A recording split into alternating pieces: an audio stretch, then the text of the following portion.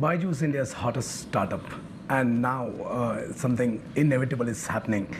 Creditors are on loggerheads with Byju for restructuring their loan, and now when they defaulted this famous $1.2 billion, now they've been taken to Chapter 11. So the court-appointed agent has taken Byju's unit to U.S. court. Now the ball is in the Chapter 11, the court of Chapter 11, and now they will be talking about restructuring, and the unit will have to file detailed plans how to save the company. And once, if you recall, Byju has plans to sell some of the units and to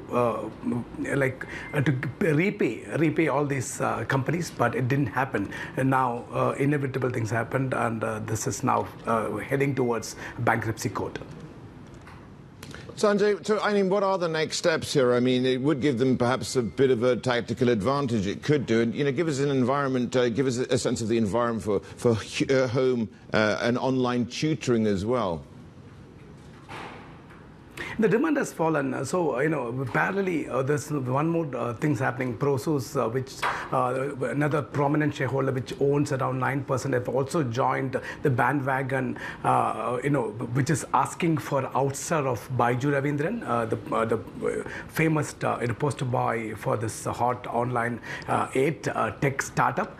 They're asking to outside of this management. They want to change the management because they've been complaining that there's persistent problems relating to corporate governance, misinformation, and compliance. So they are joining other investors, and they are calling for an extraordinary general meeting or shareholders meeting for the change in the meeting. And it's very interesting. In India, you could see yesterday Paytm is in trouble with the regulator, and we also discussed about the famous Sony C merger collapsing, where a group of investors are ganging up for the outside of the existing management.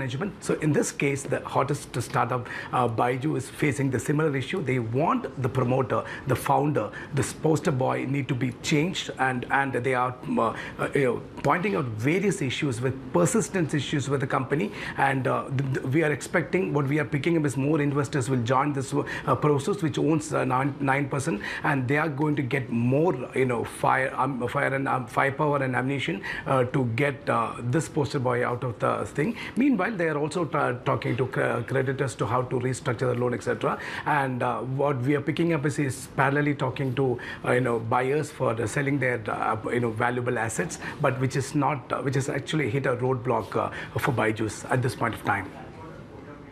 So what's the outlook? How could this end? I mean, this is one company that expanded aggressively during the pandemic, acquiring companies.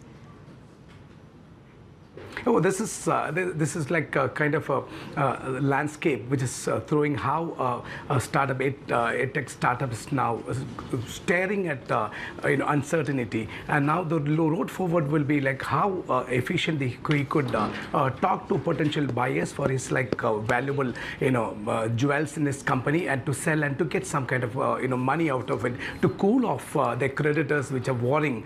They've been asking for more information, and they've been complaining about compliance issue. This is kind of a test case, since Byju is always supposed to buy for startups, and any movement, anything, any change will have a long-lasting impact for the startups which are in the making, or unicorns in the making, etc. So this will be a test case for India and for the startups as well.